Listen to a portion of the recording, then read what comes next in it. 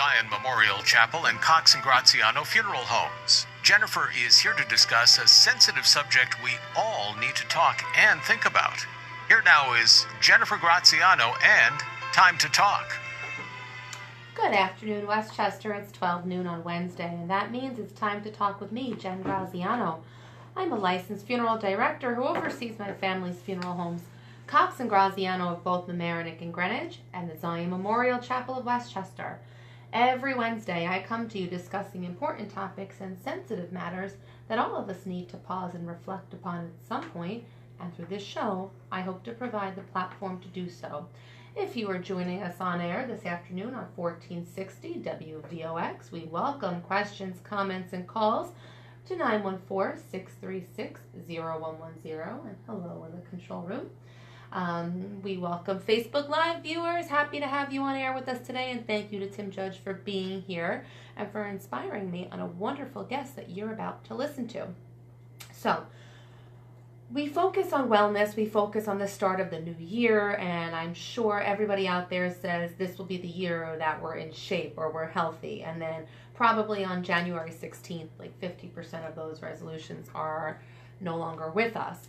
But we want to talk about an overall wellness, mind, body, spirit connection, and doing this not because it's a fad or a resolution, but because it's a way of life, a commitment to living better, to living healthier, and ultimately living happier. And that's where my guest comes in, an expert, a human performance specialist, and the founder of quantumfitness.org. I'm pleased to welcome Bryan Mirabella with us this afternoon. Welcome, Bryan. Hi, thank you, Jennifer. Thank you for being here. And Tim has spoken about you, disclosure note, the two of you have roots that go way back. But he has spoken to me before about you because you are doing something different. That you're not the guy that's going to come and give you, circuit training, 30 push-ups, and then write this out and do this 3 times a week. There's something deeper going on. So tell us a bit about yourself and why you are so committed to helping people develop this mind-body connection. Okay, thank you. Well, my beginning is a typical beginning, and I grew up an Arnold Schwarzenegger fan. So I started lifting weights at the age of 13. Okay. And I wrestled for 30 years, and by the time I was 39, everything started breaking down. I had 2 herniated discs in my back. I tore my left biceps tendon, not fully. And I anguished in pain for about 2 years. I was recommended surgery, but somehow I knew that surgery was not the answer to heal myself. Mm-hmm. So I started, the awakening happened in 2012, where I started looking outside the medical mainstream box, and I found a place called Anatomy Trains, which is Thomas Myers, and it's all about fascia. And although Leonardo da Vinci wrote about fascia 500 years ago, nobody had really studied it, because when they did dissections, the body is dead, which means there's no hydration. Right. So you can't see what fascia looks like in an alive body, because you can't operate on somebody. You can't do dissection on live tissue. Right. So really the study of the body, the most important thing is the fascial system and the lymphatic system. They go hand in hand. So number 1 is your body removing the waste as it should, mm-hmm. which is through your lymphs. And number 2, in order to become stronger and have a more resilient body, is your fascial system, which is the coating that surrounds all the cells and all the membranes around your whole body. It's like you're a human spider web, and you have this ability to bounce, to be elastic. And when you slow down, it has nothing to do with age, chronological age, because right. I'm almost 50, a few months, and I feel better than I felt when I was 30 for sure. Wow. Because at 30 I was riddled with pain and joint pain, and when I stopped lifting weights, and I'm not saying lifting weights is bad, I'm just saying that there are other things to add into your training mm-hmm. regimen that can either greatly enhance your current fitness routine, or to leave that fitness paradigm of thinking lifting weights is the only way to be stronger to make your life better. And okay. No, go ahead. What I want to dive into this a little more about fascial fitness and what you call the dynamic fascial movements. Is this something that is often lacking in the normal course of an exercise regimen? Are there things we can be doing to strengthen the fascial system, or how do we connect to this part of our bodies, and how do we move in a mindful way to make sure we're working the right parts of ourselves? Well, it's most definitely lacking, because how many times have you been to a gym and watched somebody get onto the treadmill? They hold on to the side of the treadmill, they pick up their ankle, they stretch their quad for about 2 seconds, they put it down, they stretch the other one. Maybe they bend over and stretch their hamstrings, and then they start running. Mm-hmm. So they're coming from a tight position, and it's called linear movement, repetitive movement. Okay.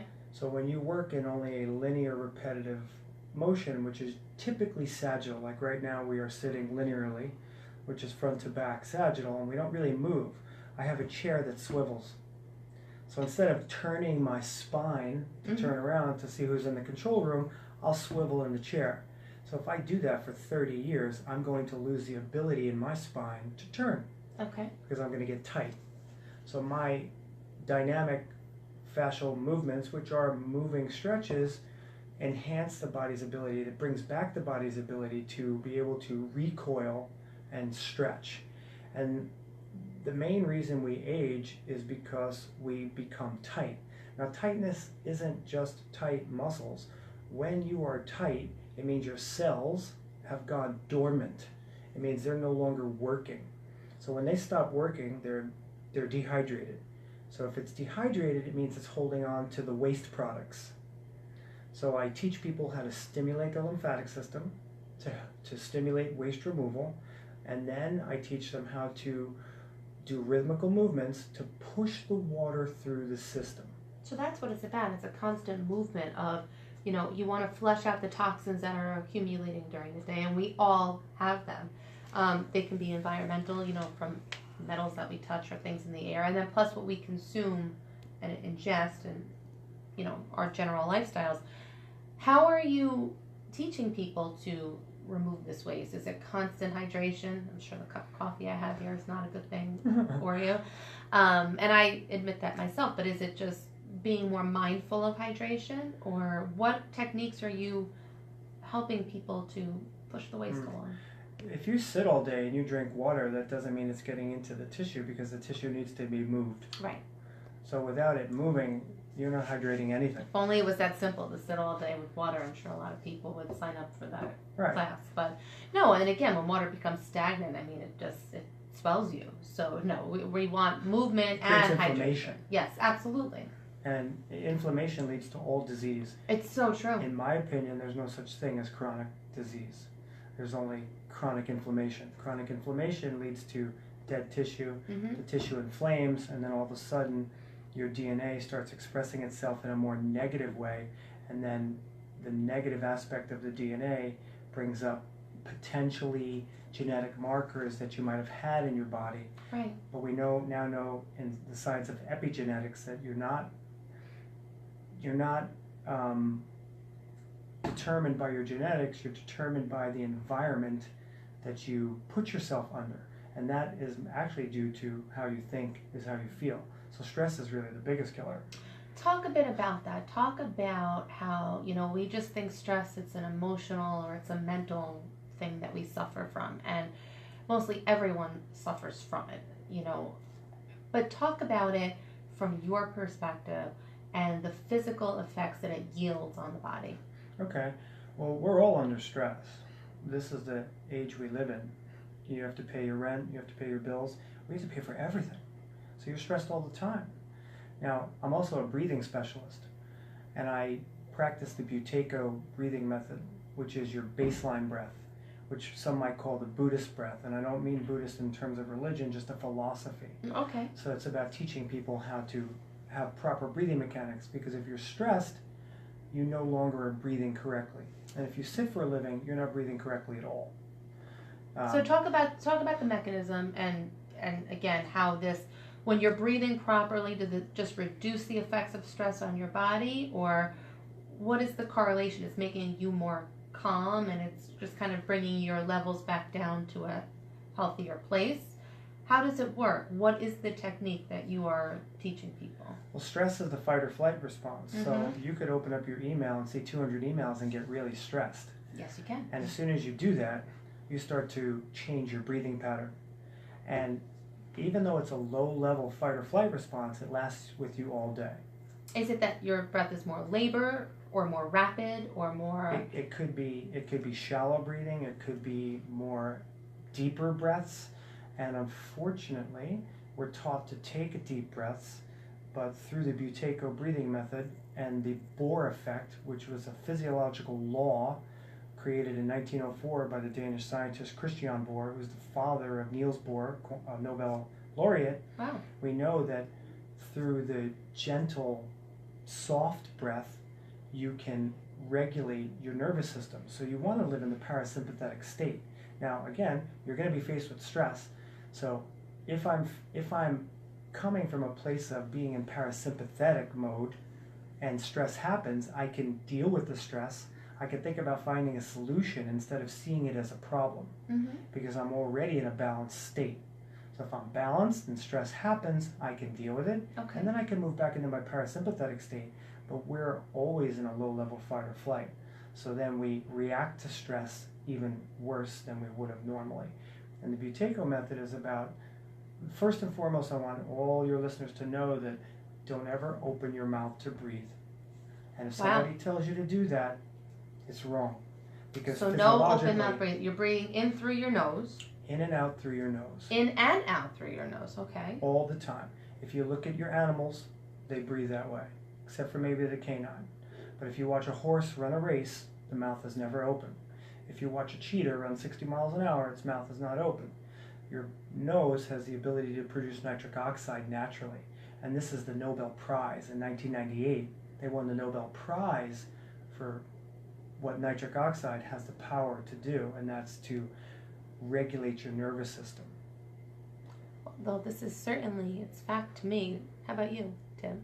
Well, I've known him for 30 years, so Oh, I've heard it now a few times in the spoiler last few alert months. for you. Can you demonstrate? I mean, I know for on-air listeners this is going to be harder, but we are live today. Can you demonstrate what this would look like, or what? And Sure. now, and is this something that you suggest that when that rapid fight or flight response comes in, when you open the phone and see the emails, when you get to your office in the morning and see what's ahead of you, Right. do you suggest just taking 5 minutes to do this, or is it something that throughout the day you should do, or once a day, or once in the day, once in the evening?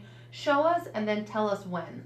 Well, in 2017, Stanford came out with a study that you can Google, and it was the tranquil breath. So for 5 minutes a day, you can sit still and you can do this breath, and it's so most people have children that I'm sure your listeners have children. So when they were children, every parent went over to their child and thought their child wasn't breathing because their child was breathing very gentle, in and out, and it sounds kind of like this, but with no noise. I don't want to have noise when I'm breathing. I'm only doing that to make the effect. And your animals breathe that way too.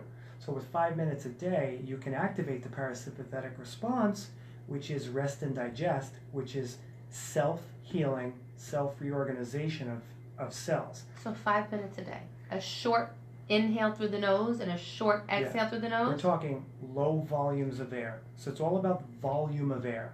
So it's a low breath in and a low breath out. So Okay. box breathing is very big, but box breathing doesn't teach people about how much volume of air.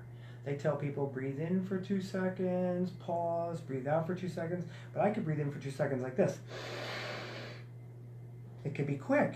Now that's what, if I take a big breath like that, I'm actually activating the fight or flight response. And one big breath, and there's many papers on this, one big breath creates respiratory alkalosis. I know that's a big word, but it's the hyperventilation response. Okay. So one big Which breath. is antithetical to what you're trying to do by Exactly. breathing and de-stressing. You don't want to, hype yourself up. Exactly. So, I mean, it's just at a comfortable. You're breathing in enough that you're not looking to gasp for more When you're air. not thinking about breathing, most of the time that's how you're breathing. Unless you have an improper breathing pattern already, which unfortunately most of us do. But right now, you're probably very gently breathing. I haven't seen you taking any big breaths, any deep breaths. But as soon as you tell somebody to focus on the breathing, they go, Yeah. Well, when you get to the doctor's office and they say breathe in, and then all of a sudden you feel like you're like on a performance, and you have to, give this dramatic. well, that might be different because the doctor's trying to listen to your lungs Exactly. and they want to see if your lungs are filling. But again, until you're conscious of like being told to do it, right, that's when you start to think. Look, as with anything in Yeah. life, what have you, from your experience, what have you seen stress do to people? How is it physically manifested? Again, we all carry the potential for illness and disease, but there are triggers. There are things that we can do to awaken these sleeping giants within us. What have you seen stress do? well, stress creates tightness and it creates bad movement. So if I'm breathing in improperly and I'm taking in too many deep breaths, I'm actually creating an affinity for oxygen and hemoglobin within the red blood cell, which means my body's not distributing oxygen to the organs and tissues. It's going in the opposite direction. So over time, I'm going to move with less efficiency, and I'm going to be stressed all the time, therefore leading to disease, anxiety, depression, things like that. These effects build upon one another, even tightness. When you're tight, you're not walking or moving properly, you tend to start to favor a side or a muscle, and then that over time compounds itself because... That's called patterning.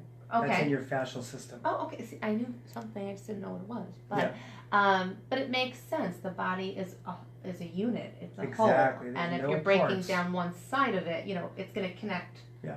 It's like the There's song no we such teach thing children. as systems. We say, we have, every doctor's got a specialty, but that specialty has to coincide with every other specialty. It is all connected for sure. Yeah. Tim mentioned something earlier, and the magazine that I published in conjunction with the show, Coming of Age, will focus on this in the next issue. Concierge medicine. It's a concierge model.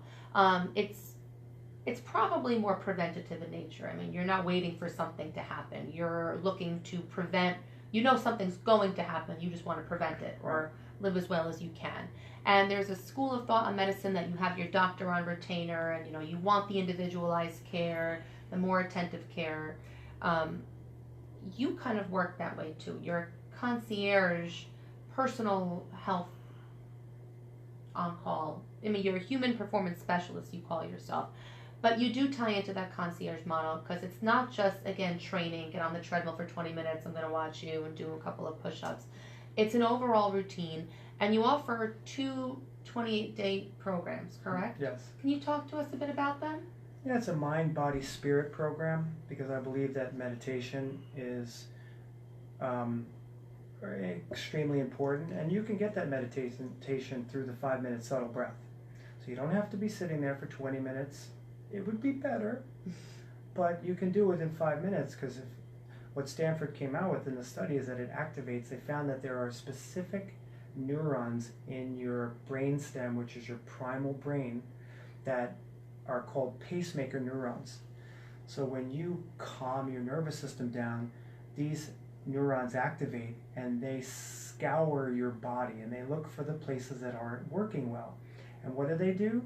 Your body is very efficient. It tries to help those areas become efficient. It tries to help them come back. It tries to help them reorganize themselves. And it activates the self-healing response. And there's a man named Dr. Joe Dispenza who's a neuropsychologist, and he's got thousands of documented cases of people in meditation curing every known disease on the planet just through sitting still. But it actually does make sense. I mean, at least to me. I'm not sitting here listening to you saying, oh my gosh, this guy is out of his mind. It's not possible. It does make so much sense. And, I'm in a profession where I see the effects of illness constantly, and I can see it, and there's so much, I think, to be said for taking time out. And what you're saying, I hope will resonate with people, because people always think it's a big change they have to make, or they have to get on. You hear all of these things now about these diets and, who's fasting for 2 days, or who's cutting everything out of their system, or no carbs, or no this, no that. And I think the smallest changes to take these 5 minutes or to focus on how you're breathing will do so much more for you and require so much less of you, and therefore you can continue the regimen. Right. You can't stay on these fads forever. At some point, your body's going to demand nutrients that you're depriving of it. And this is my humble, my professional funeral director opinion. But it makes so much sense what you're saying, and I hope people take away that this is so doable and can be long lasting. Right. Bryan, are you advocating that we begin our day with this 5-minute breathing meditation? Do we end our day with it, or do we, in the middle of the day, in the height of the panic and craziness, stop for 5 minutes to... If you're only going to do it once a day, start in the beginning of the day. Okay. Because you're waking up from sleep and your brain is in, I believe it's theta state, but I might be wrong on that. I forgot. It's in some state that's not, so it's not 100% capacity. Yeah, you can continue to stay in that state longer.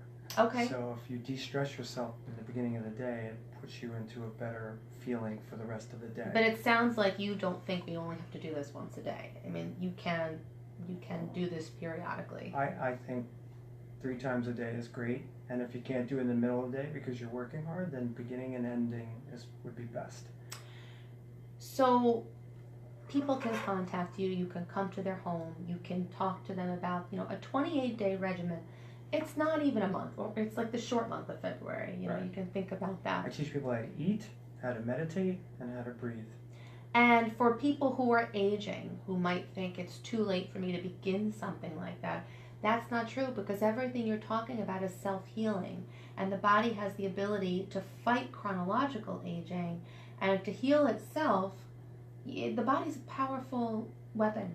It really is. Mm-hmm. So you can work with people who think that time is not on their side, and you can kind of dispel that notion for them. Oh yeah, most of my clients are older. I have a husband and wife who are both 72, and when I started with them at 69, he is an accountant, and he's been sitting down for 50 years, and he couldn't even get, if he was standing, he couldn't get down on the ground, and then he couldn't get up, and now he can pop up and down as if he'd never had trouble before in his life. And that only took about 6 months to get him loose. So through the dynamic fascial stretching, when you release inhibition in your fascial connective tissue, you can actually get stronger even without training your muscles thinking you need to be like use it or lose it. I'm not saying you don't need to be stronger, but if you're already tight and you try to strengthen a tight system, you're only going to get exactly tighter. It's compounding on the initial, Right. Like we said, everything builds upon itself. I'm gonna get you for my father. He's mid-60s, chronic pain and lack of movement and neuropathy, Mhm. and it sounds like this is what he's been in search of. So I'm glad that I connected with you today. People can learn more though. You have a wonderful website that is quantumfitness.org, and it looks like you blog on there. You have posted about healing your inner self, and that's really what you're giving people the tools to do. You're not the guy who's saying, listen, I can make you look like this in 2 weeks. You want people to heal themselves and have an overall lifestyle that's more conducive to living. Yeah, I should tell everybody though that I was that guy. I started lifting at 13, and I stopped when I was 39, and I was that musclehead jock, angry. It also creates emotional tension. Mm-hmm. So once I released the stress in my body, I started feeling better emotionally. So that's huge. And now it's like I'm like 180 degrees from the person I was 9 years ago.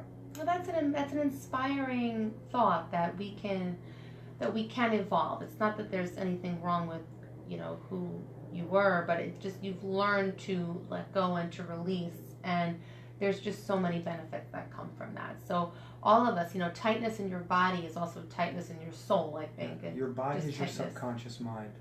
So the subconscious holds the key to everything. And you can unlock that. And Bryan Mirabella, a human performance specialist, can help you do that.